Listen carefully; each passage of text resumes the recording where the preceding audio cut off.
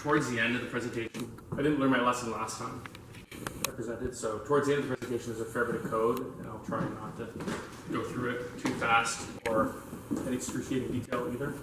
So yeah, just put up your hand if you want me to go slower or faster, or yeah, I'll try to adapt accordingly. So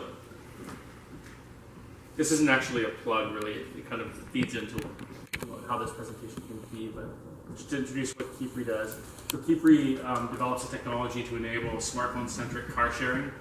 So basically removing the need to physically exchange keys.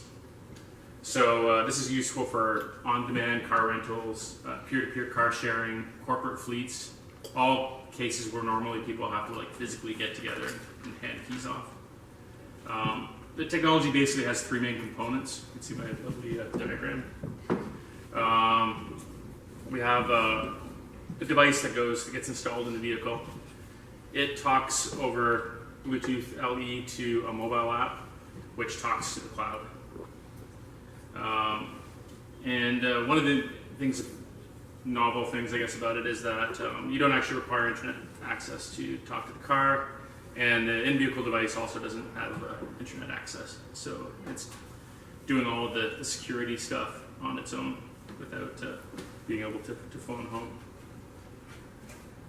So the next thing is how this talk came to be. So we started working with a testing company in Bangladesh, and we wanted them to eventually test everything, but we started with having them test our mobile app.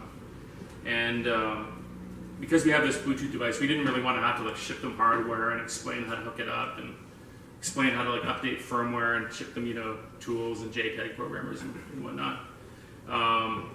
We also like our device needs to be supplied from a car battery at 12 volts, so that's a little bit inconvenient as well. And besides, like most developers prefer to stay away from hardware. I generally do myself, because it just like clutters up your desk and breaks and stuff. So we wanted to give them a way to test the app with a simulated device. That also gives them a more controlled environment, because if they're not actually, generally you want to test one component at a time. Like we don't want them testing the mobile app with a device that has a questionable firmware on it. So we wanted a way to have control over that. And also a simulated device gives us a better way for local development and testing. Like it's useful for software development as well. For the same reason, you don't want to be necessarily developing software against the device that has questionable hardware or firmware. So this led us to start looking into how we can develop a device simulator. And because I was developing it, I wanted to develop it in Go, because Go is fun. And it kind of grew from that. So eventually it grew into a device simulator, a set of unit tests that we can run either against a simulator or a real device, because it's handy for also like running unit tests against our firmware. We also threw in like some command line tools for provisioning new devices in manufacturing. Some stress tests that can be run against real devices that were production testing. And of course, because it's Go, the general pattern is to like build everything as you can into a single executable that has multiple subcommands. So I guess the key thing about this project is that it's basically simulating the Bluetooth communication that the real device does. So it looks over the air, it looks like a real device and supports the same Bluetooth characteristics and such. And it does all of the crypto and handshaking stuff that our real device does. So from the app's perspective, it's talking to a real device. So that's why I kind of thought that talking about the Bluetooth support on Go would be interesting today. And I kind of combined it with some Raspberry Pi stuff as well, because just to make it a little bit more interesting, I guess. So the hardware setup for today, as you can sort of see maybe, is a Raspberry Pi 3. I wired up 4 LEDs to it just because it's fun to make things blink. And I went over to Sale and grabbed like a $10 temperature humidity sensor as well that happens to have a Go library for it. So normally with Raspberry Pi, the primary language people use with it is Python, but it seems that people have been porting stuff over. which was also what my next slide said. For example, there's a library that you can use called Go RPIO for accessing the GPIO pins on the Raspberry Pi. So those are the pins like that you can use for inputting and outputting digital signals. So to show you what that looks like, so basically for accessing GPIOs, they provide a fairly Go-friendly library. So I defined some pin numbers, which are like the GPIO pin numbers on the Raspberry Pi.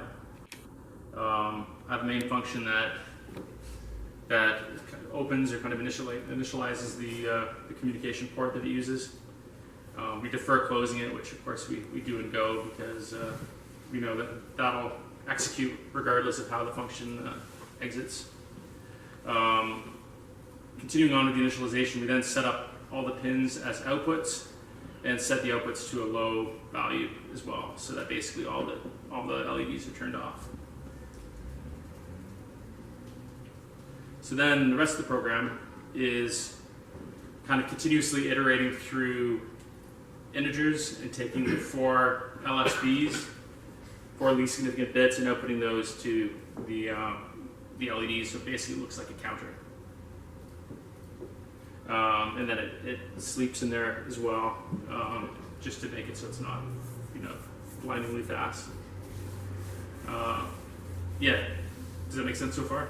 I'm not going through the details of the code just because it's not terribly interesting. So the question is now, so how do we build all this and get it to run on the Raspberry Pi? So you can, of course, just install Go on the Raspberry Pi. That's easy enough. But it's not always that or convenient to do so. Plus, the Mac is generally faster at compiling. So when you want to cross-compile stuff, if you're just dealing with pure Go, it's really easy. You just set a couple of environment variables, and if you're using Go 1.5 or later, it just compiles to whatever target you want. Things get a little trickier when CGO is involved because that requires Go to be able to access a C/C++ toolchain, and possibly like system header files and libraries, which may not exist on your system. As they say, you can always just run Go on the Raspberry Pi. But, there are a number of reasons why you may not want to necessarily do that. So I'll give you a quick demonstration. So this is the project that I was talking about. So you can see there's the code that I showed a minute ago. So I'm going to compile this.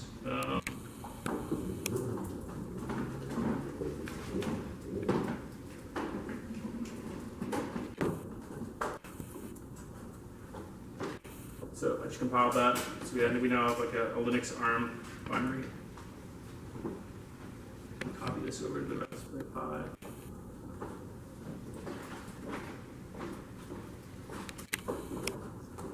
And SSH in the Raspberry Pi. And run my GPIO program. And then you can see like the output for counting. And you can watch it for hours. It's fascinating. And if you have more LEDs, you can even like have 8 or 16 of them if you want. How do you SSH into it? Is it Sorry, through Wi-Fi? How do you SSH into it? I have an Ethernet cord. I run like the DHCP server on my Mac.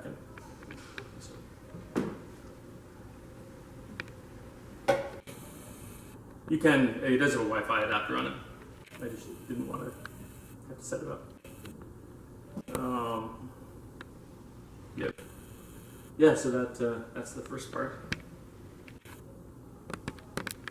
I'll just leave it running. Hopefully people aren't too distracted by the amazingness. So next, we're going to talk about how to turn this into a Bluetooth Low Energy app. So with Bluetooth Low Energy, of course, we have like a client part and a server part. If you were to think of this as like a service. But, in BLE terms, the client is called the central and the server is called the peripheral. So in this case, we're going to use the Mac as the central and the Raspberry Pi as the peripheral because it has all the cool hardware things hooked up to it. You can actually use them interchangeably as well. Though, like both the Mac and the Raspberry Pi can can act as either role. So to get started with this, we're going to start by refactoring the LED code a bit. So we're going to refactor it so that we have like an interface, and then we have an implementation that uses that GPIO library to actually talk to the real GPIOs. So we've got an interface that has an open, close, and a write method. We then have an empty struct because we don't really need to store any state. And then we have a function to like instantiate a new LED service, and then we would have open, close, and write methods that basically do what I did in the last code example.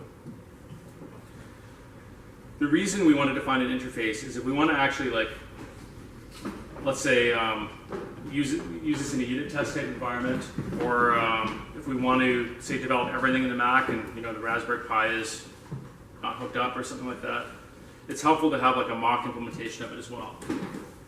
So in this case, we're implementing the same interface, but rather than talking to a real GPIO device, we have basically an entirely fake implementation. So in this case, we have a struct that keeps track of the word that we last wrote to it.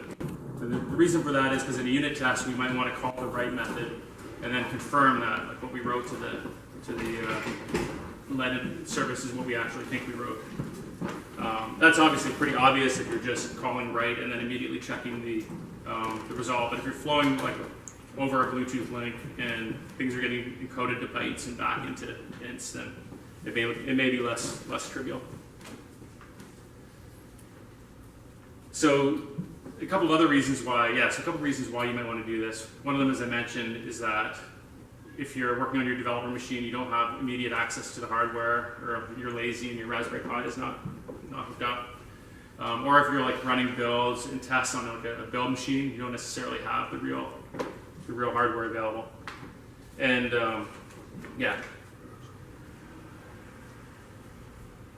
So next, because the LEDs on their own aren't terribly interesting, to make it just a little more interesting, we'll throw in the temperature humidity sensor. So again, this is something else that we're going to define an interface and then an implementation for it. In this case, I'm showing the mock implementation first. So in this case, the only method, there's no initialization required. The only method is basically reading the temperature and humidity. And the library that we're using also indicates whether it's had to retry reading the values, because it's basically like a single wire digital interface that is just bit banged with the Raspberry Pi. Like it's basically just reading the ones and zeros as fast as it can and trying to decode it. So sometimes it's not fast enough because it's not a hard real-time system. So in some cases it has to retry. And I thought that would be interesting to expose to the API, so I threw in the number of retries. So in this case, the mock sensor, we're reading from it. So in this case, we want to basically, in the mock case, we want to tell it what temperature and humidity to report the next time that we read from it. So the struct has public next temperature and next humidity values. And then if you call read, it's basically feeding those values back to you. Looks like I didn't actually include the real implementation here.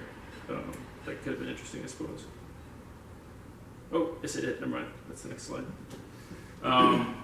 So this is where my nice, tidy project kind of fell apart a little bit, because the Go DHT library that I'm using to talk to this thing, not only does it require CGO, but it also doesn't compile on macOS. They made it like very Linux specific. But fortunately, Go has reasonable ways of handling that.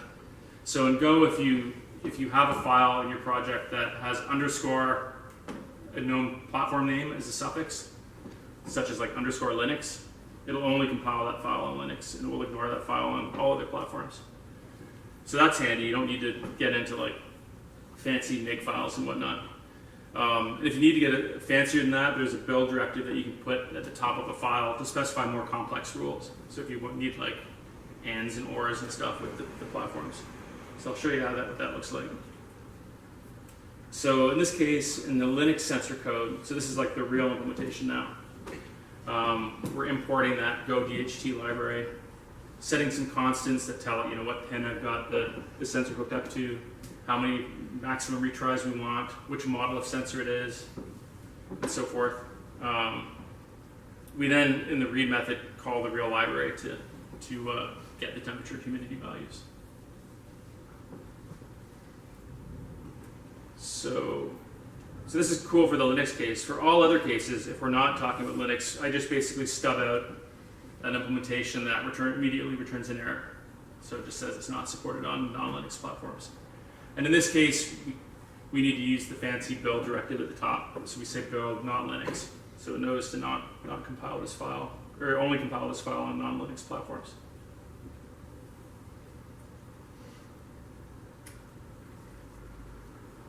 So next, we've got our sensors down. Next, we're going to talk about the Bluetooth part. So when I was looking for a way to do Bluetooth in Go, I came across this GATT package, which was developed by PayPal for some reason. And but it's been kind of inactive. So other people have been fixing bugs and adding features to it, and I've forked it as well to fix some bugs and add some more features to it. So yeah, you can take a look at that if you want. It supports Linux and OS 10. I think the state of Bluetooth on Windows is still pretty bad. It's historically been bad. And it supports implementing the central and peripheral devices. And basically how this project came to be is somebody just took these Node.js libraries and ported the code over. And in fact, when you find bugs in it, as I did it, it's often helpful to go back to the Node.js and see what they did to fix the bugs.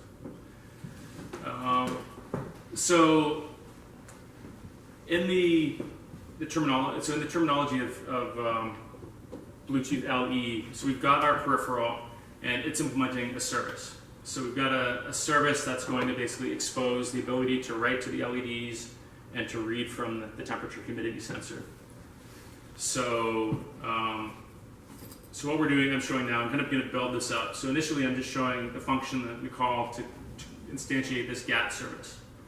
So we're passing in the LED interface and the sensor interface. So remember, this can either be a real implementation or this can be the mock implementation. At this point, we don't care. So it's creating a new service.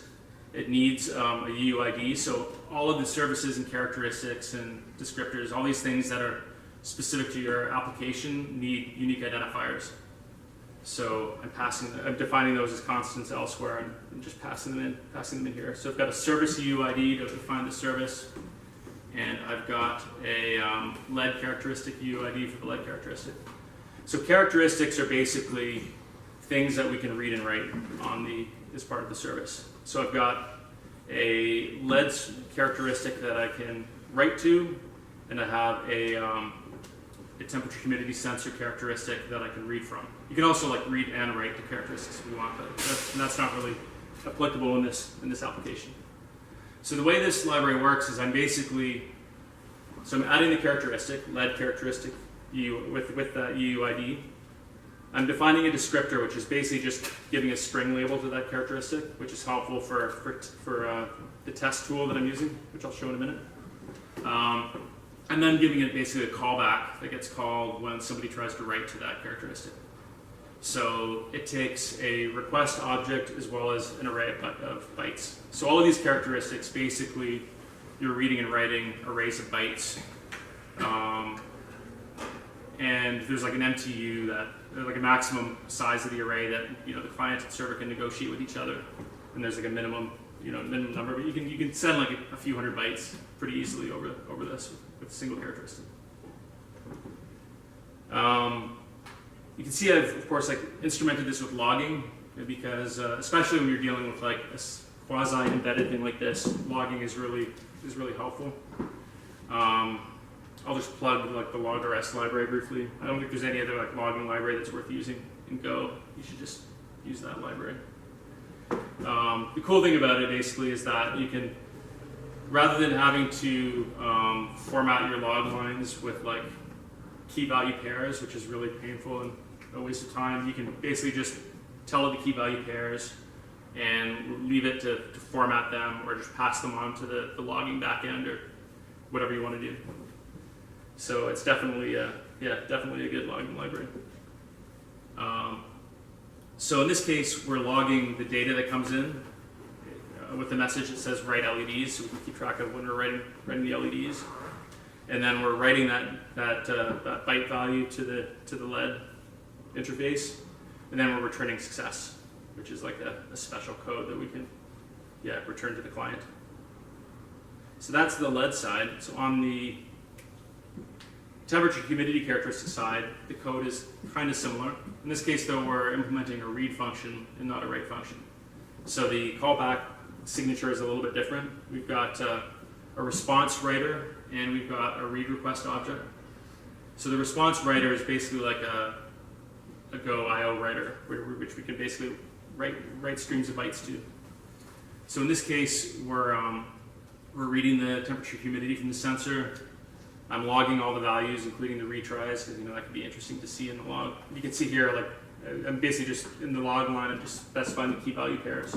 I'm not like formatting them into a string, something painful like that. Because we're going to be encoding this as a byte array, I'm basically sort of quantizing the numbers by multiplying them by 100 and then converting them into ints. And then I'm basically encoding those ints into a byte stream.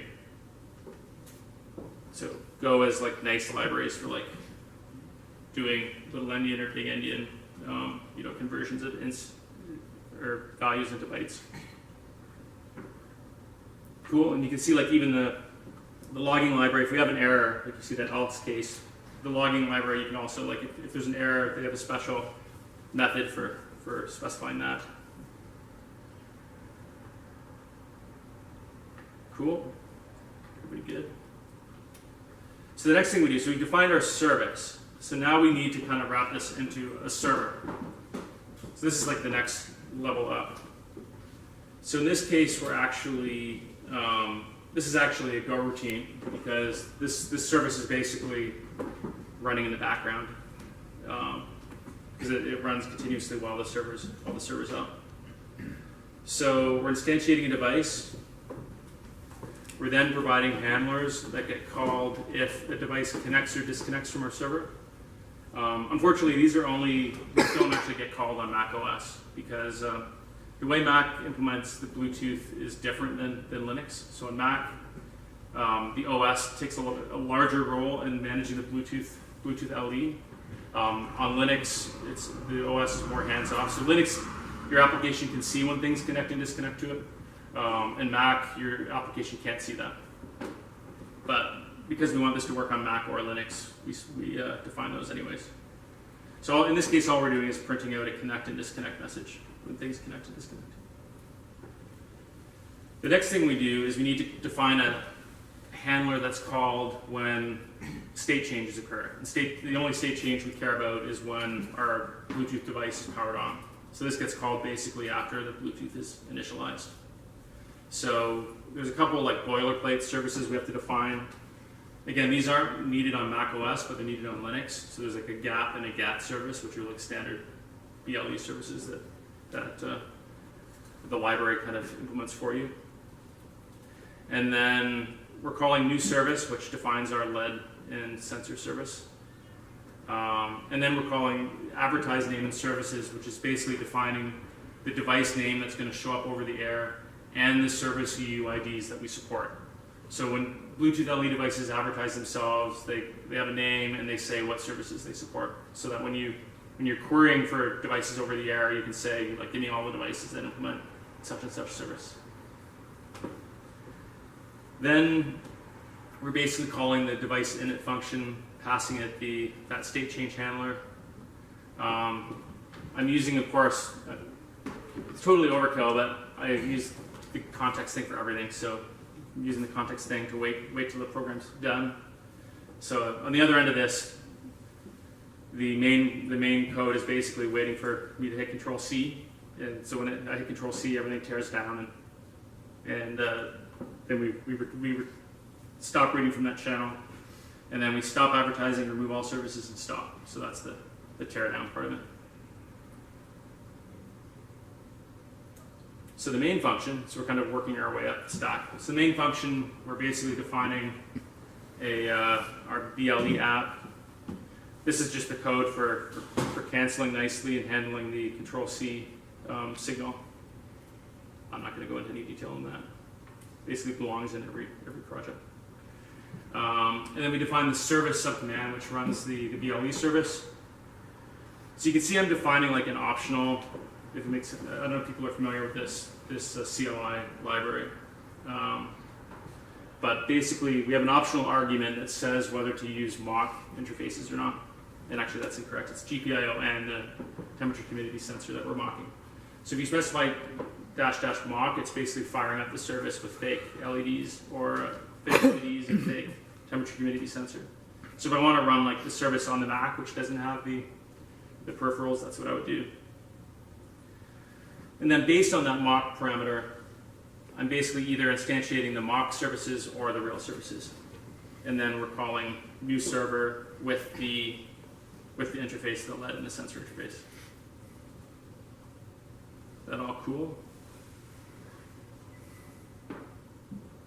Okay, so now it's time for a demo. So as I said, we can either run this in mock mode, so to speak, on the Mac, or in the real mode on the Raspberry Pi. I think I will run, I'm going to run it in real mode right now just because it's a little more interesting. And but before we do that, we have to figure out how to cross-compile this. So to run this demo, we don't have any client code yet. So I'm going to use like a Bluetooth LE tool that I have on my phone called Light Blue, which is like a free Bluetooth LE tool. If anybody wants to like download it right now, they can try connecting to it as well. So as I mentioned before, cross-compiling is trickier now because we have this messy Go DHT library. So fortunately, I mean, you can basically generate a Raspberry Pi toolchain on the Mac yourself, or you could use something like CrossToolNG, which is a handy toolchain generator, which has like a nice, semi-graphical interface for defining the platform that you want to generate the toolchain for. Or you can just get like a disk image that has it already done, which is what I did. Yeah, so we'll talk about that for a second. So let's go back to the Mac. So I've got this handy toolchain disk image mounted already, hopefully. There it is. Let's take a look at it. Yeah, so you can see it's already set up. It's got like all the tools for ARM, Raspberry Pi 3. So now all we need to do to compile is supply a couple more command line arguments. So you can see in addition to just saying that this is for Linux and ARM, we tell it to enable CGO so we can compile C code, and we're basically providing the path to the C compiler and the C++ compiler. I don't really think we need the C++ compiler in this case, but I wasn't sure what I was using, so I just supplied both. And then the rest of it's the same, just go building the BLE tool. I guess the only thing I need to be wary of is that I'm not in the right directory anymore. So there. This will give us the BLE tool. So that's done. So we'll copy this over.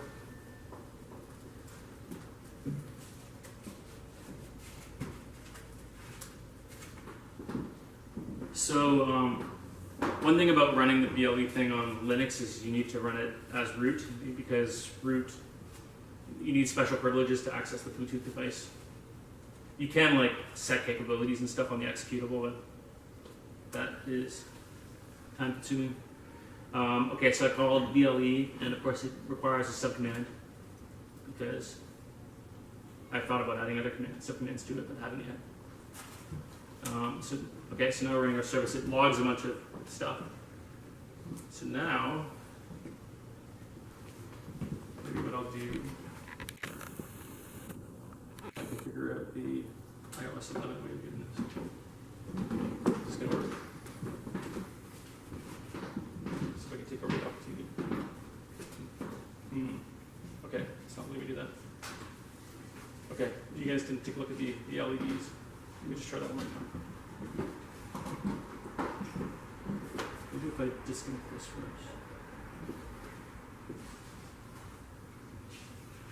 Let's try this.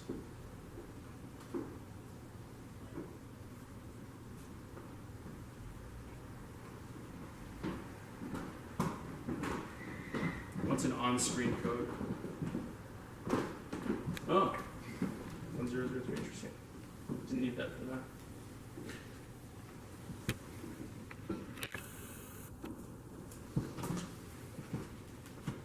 Cool.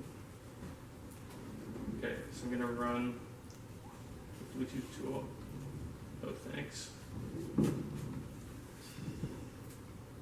you can see my MacBook Pro. Are we gonna see the device? Unconnected doesn't mean only one person connected at the same time. Yeah, sure. Tricky. It's interesting how many peripherals we see. So did you connect? Oh yeah, maybe I've you do need disconnected to now. See if you can. Okay, yeah, you may need to disconnect. Didn't think that would be an issue. So you saw like Go Meetup? Yes. There it is, Go Meetup service. Hidden sabotage. Nice. I told you you could do that. Okay, so we've got LED values and temperature and humidity. So if I want to like write an A, the value of 10 to the LEDs, you see the two of the LEDs turn on. If I want to like, or I can crash it. It's embarrassing. It's good, I didn't write the Bluetooth LED tool. Or if I want to turn all the LEDs on, I can like write an F to it. It's easy, not fun. We did do this all day as well. Temperature and humidity values. This is a little less interesting because it's coded as just giving us the hex values back. We'd have to like decode these back into floats if we wanted to make it more interesting. Meanwhile, you can see if I switch back now, I'm going to disconnect. If I switch back to this now.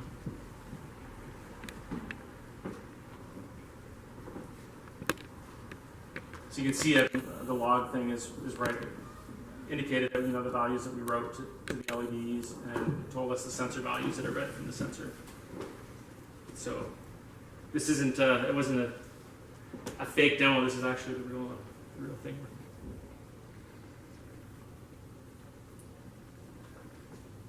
So because I was talking about cross-compiling from Mac to the Raspberry Pi, just as an aside, also thought I'd talk for a minute about cross-compiling from Linux to Mac. So at Keyfree, we have this project for simulating our device, and we build it on a Jenkins system, which is Linux. So rather than setting up a Mac Jenkins slave, I wanted to get the Mac version of the code to build on Linux. And that turned out to be a little bit more complicated because it requires like Mac SDK headers to build, just because of the way they implemented it. So that makes it a little harder. You can't just go and like download those very easily. Well, actually, no, you can, but I mean, it would be a pain to set that up. But there's also a tool called Xgo, which basically they have a set of Linux Docker containers, and basically for each platform. So basically, it goes and gets the Docker container and runs that and builds your code in it. So they have like a Mac flavor of that already has the Mac headers installed. So that's the way we went for our internal builds. And you can actually, there's no reason you can't run Docker on a Raspberry Pi. So in theory, I could have run Xgo on the Raspberry Pi, but I didn't try that because I didn't want to fill up my SD card. But so yeah, it's definitely reasonably straightforward to cross-compile like in any direction you want. And this just shows what I did a minute ago to compile the code using that cross-tool ng disk image. I noted as well, like some of the Linux tools require a case-sensitive file system, which Mac doesn't install by default. So that's another good reason to like use a disk image rather than trying to install it locally. So now what time is it? 7:45. So now we're on to the client side. So we've used that Bluetooth tool on the phone, but it is also, of course, interesting to be able to implement the client side in Go. So I'm not going to actually go into great detail about the code for this, just because it's not terribly exciting. But basically the flow is that you start out by registering callbacks for when new peripherals are discovered, when you're scanning for peripherals. Also when peripherals are connected or disconnected. So you register these callbacks, you then initiate a scan, give it an array of service UIDs to look for. And then once you've found a device, you can connect to it. I just put this in as an extra note. I mean, you should abort the scan before connecting to a device. Like, you don't really need to do that on Mac, it seems, but on Linux, you'll get intermittent issues if you don't do that. Once you've connected to a device, you can then discover the available services and then discover the available characteristics and descriptors within the service. And you need to do that before you can access them. So all of this code I'm not really showing. The only bit of client code I'm going to show is a couple of like helper functions that I added. So I added a function to set the LEDs and to get the temperature and humidity. So these are built on top of. So basically, it's part of the client code, and you guys can go and like check it out at GitHub and take a look at it if you want. Basically, I've wrapped the device and the peripheral with like my own implementations, and so I'm adding like these methods on top of my peripheral implementation. So the set LED function is basically writing the characteristic, the LED characteristic that we discovered during the connection process, and then passing in a byte array with the word in it that we're writing. And then get temperature and humidity is reading the sensor characteristic, and then it's decoding the array of bytes back into temperature and humidity values. Cool. So this is all very nice, but in order to make like the unit tests run really fast, not only do we want to like mock the sensor and the LEDs, we want to also mock the whole Bluetooth link. Because we've got this like nice service code that's written in Go, you've got this client code that's written in Go. It'd be nice if they could just talk together without actually requiring Bluetooth. So I added to the GAT library. Just last year. Yeah. The resolution has changed.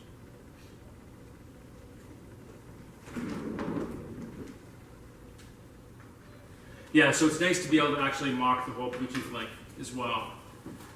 So that way your unit test can kind of like make sure that all the plumbing between the code at least is working properly before you try talking over the real link.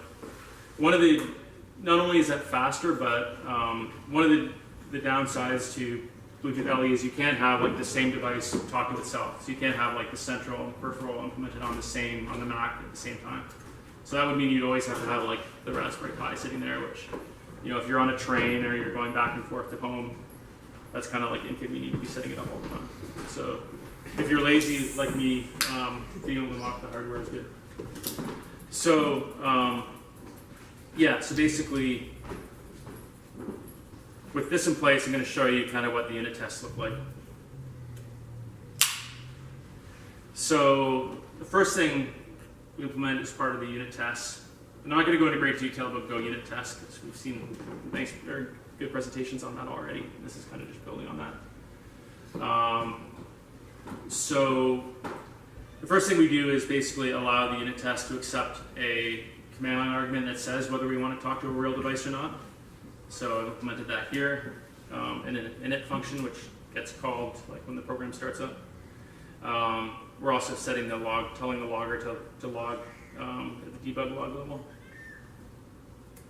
I'm then implementing like a base suite. So I'm using Testify as a test framework.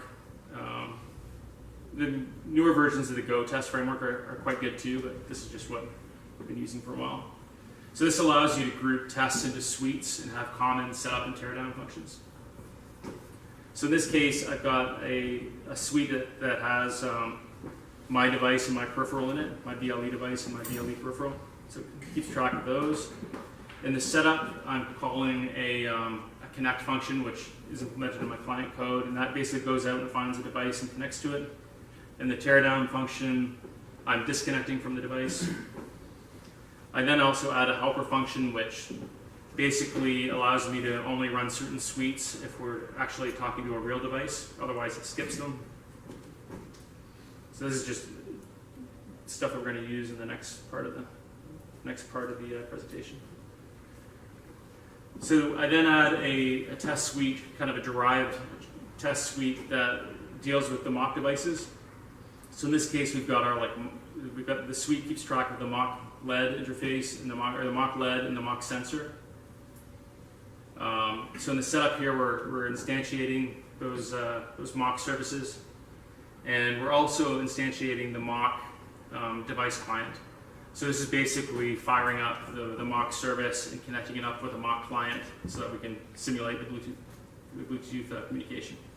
And the way I implemented that, basically the same device and peripheral interfaces that GAT exposes for talking over real Bluetooth basically work with the fake Bluetooth link.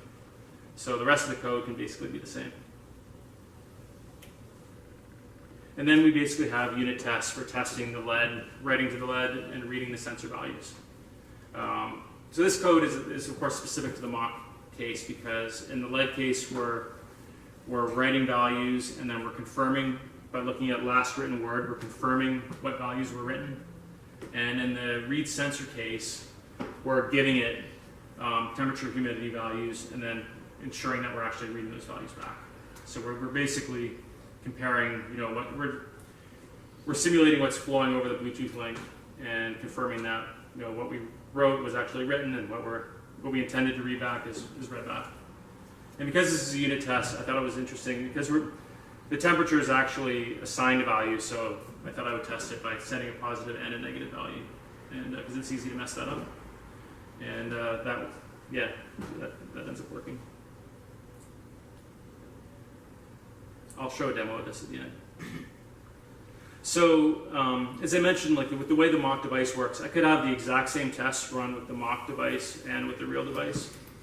But in the real device, of course, you can't confirm the values that you wrote or the values that you read back. So I implemented these differently. So in the real device case, this is just sort of the setup code. So you can see in the test suite, I call that run if real device helper.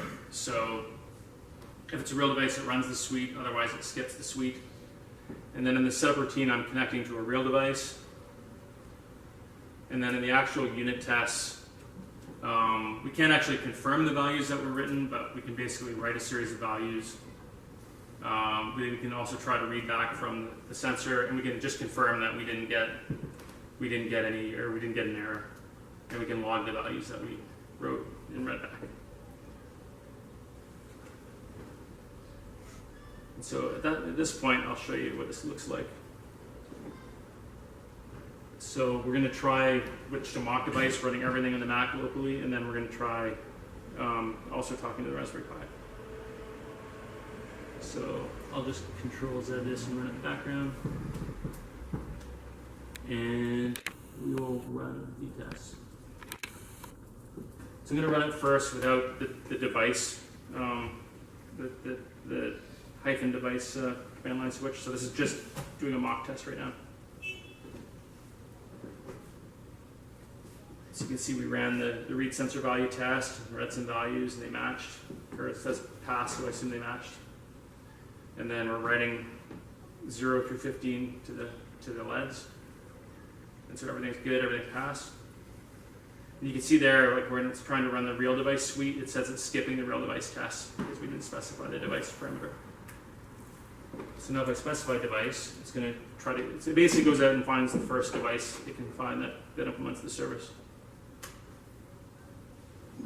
So it's run the mock tests again, because it always runs those, and now it's actually connecting to the real device. Hopefully. Oh, it timed out. Interesting. Maybe I didn't actually background my service. Is your phone still connected to you? Might be. Can we connect our phones on your device? I think only one thing can be connected at a time. Oh, okay. Let me just restart the service. So we'll just kill it and restart it.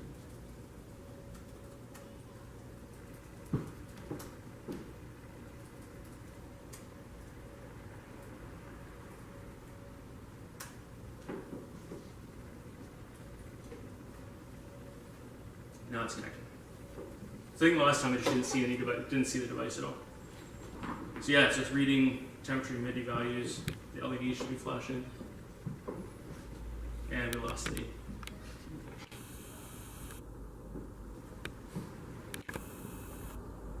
Yeah, so you can see the test passes.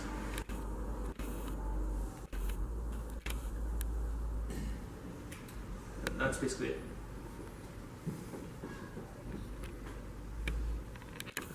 Any questions on that?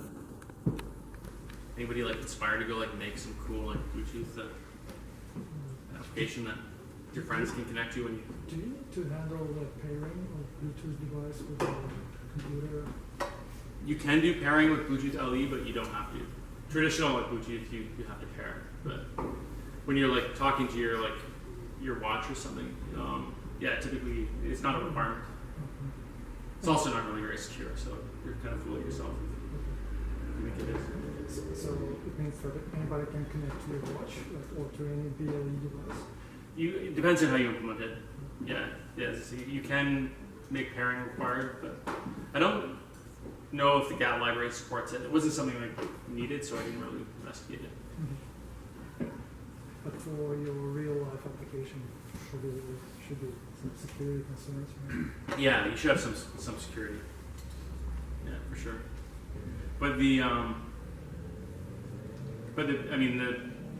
BLE pairing is the pairing process itself, like the key exchange, isn't secure. So as long as you're pairing it in a place where you're sure there are no eavesdroppers, it's fine, because then once you're paired, it's secure, but the whole pairing process itself isn't secure.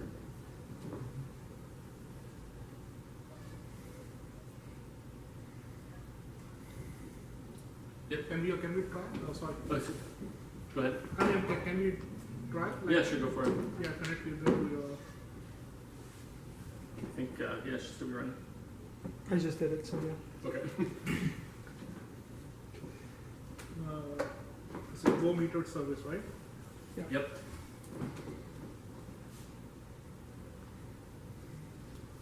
Shane, do you have a question?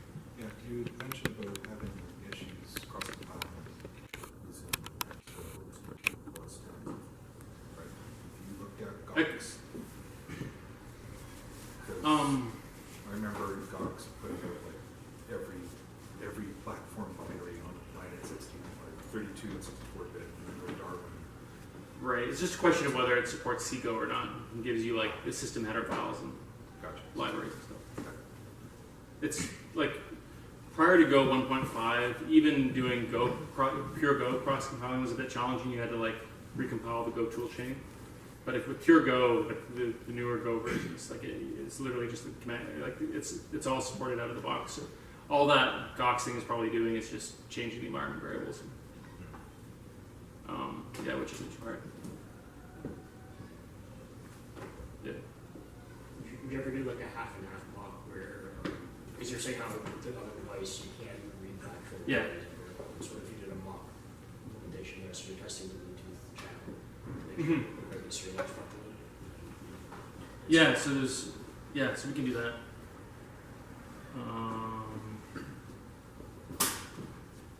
I'll even look crazily just try that right now and show you that it's possible. I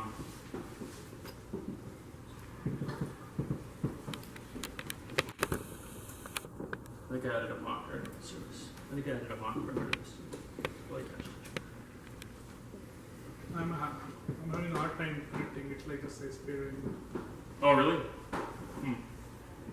It's not paired. Should I come closer or like any one of you were able to connect? Try somebody else might be connected.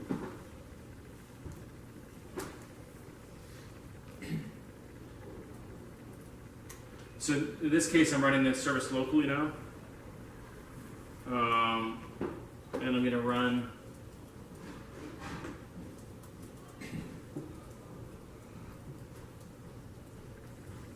Do we even have the? Oh yeah.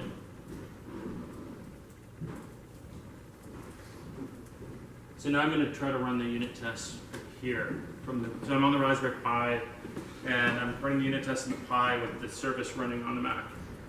And I'm not sure if I tried this yet, but let's see if it works. Let's see that.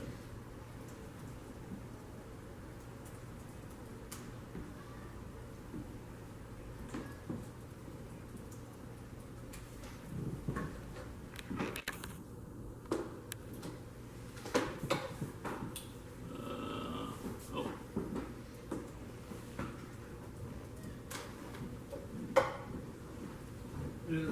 It's working for you? Oh, Yeah, you have to um, use the light blue Explorer. Oh, I have to use that app? Yeah. Oh, you're trying to just connect from, yeah, you can't, that would be a pairing approach if you try to just go Yeah. your system preferences. Oh, I think we missed it when we came. Right? So you have to go to the app, like to app, Explorer. Yeah. And that'll give you The app or I actually don't have, I don't have the Pi actually hooked up to the internet. But anyways, it does work. I think I tried it earlier on. But yeah, there's no reason you can't like use the mock devices and still talk over Bluetooth. did you also cover like how does Go compare to other languages for IoT? IoT, I mean, as I was saying, like with the it really depends. Like if you're running on a platform like Raspberry Pi 3, which is really quite a powerful platform, you can run any language on it. And it's just a question of like how good the libraries are for whatever you want it to do. So for Raspberry Pi, Python is the primary language, but people have ported a bunch of the stuff over to Go. So if the libraries are there for the project you're working on, then go for it. But if you wanted to use like a real like embedded platform that doesn't have an OS, then you can't really use Go for that. You have to use probably like C or C++. Do we have any? I'm sorry if I'm asking too many questions. Yeah, no, Like, yeah. Do we have any group wherein like we can code together, right? Like for example, it's good to see that but we learn more when we are doing the actual stuff. It's like Yeah. So do we have a group where you can actually code together, like build something cool, and like, we can maybe do that, right? We could do that. So that would be nice, actually. Yeah. Yeah, if you have an idea of a project, it's something that can be done in a few hours. Yeah, Yeah, please sure. suggest it. Yeah, I mean, yeah, sure, definitely. I mean, even to light a LED maybe. I think for a start, and then from there, make a project at a GitHub, and everyone like keeps on, Like you can go to Seao or any like electronics store and get tons of like sensors and motors and stuff, and like you build like a little robot that drives around. Like, you can make something that you can remote control from your phone or whatever Yeah, I if you think, want, and have it like drive around. That wouldn't be actually too hard. yeah, I think we can. I can start a group discussion on the meetup. And Yeah, that's cool. Yeah, and then maybe we can do it like a WhatsApp group or a Slack or a chat. Like there's tons of there's tons of stuff you can plug into a Raspberry Pi or to an Arduino. Arduino you couldn't run Go on it because it doesn't really have an OS with like virtual memory and stuff. But yeah, Raspberry Pi you can plug a lot of stuff into it. That would be cool.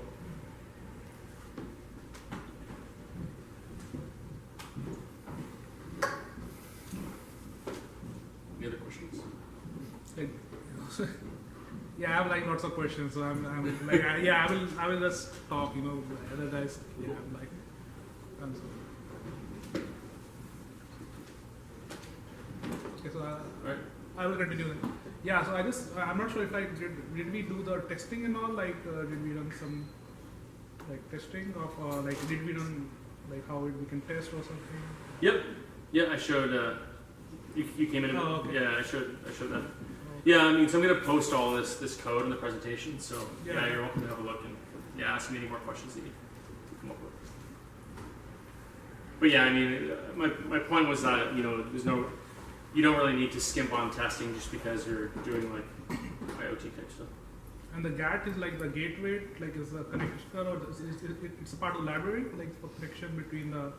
Yeah, it's basically Bluetooth LED library. For the connector between it provides the connector services between the Basically, yep. between the code and the. between your Mac code and the Raspberry Pi? Or It's basically just a Bluetooth oh, okay. thing. Yeah. Are you posting your code up on the GitHub? You're not Yeah. on the meetup page? Have you tried the GoBot, I guess, library or set of things? No, I haven't actually. Okay. But yeah, that'd be cool. If anybody wants to, like, this is like I don't really do IoT stuff all that much. So, there's many more interesting things you can do. So if anybody comes up with like something like actually cool, yeah, by all means come and give a presentation on it. What does it go on? I was looking around for Go robotics libraries Oh. or robotics libraries for the Go language, and one was called GoBot. Cool. That I've read a couple pages on it, but that was about it. So I don't really know like how extensive it is or how it compares to other systems. But if anyone did have experience, I'd be eager to find out more about that. Cool. Yeah, I don't really know how many people do that type of stuff with Go in real life. Like Go is Yeah. obviously primarily for making like network services Yeah, and such, but it's cool to see that some of it's there.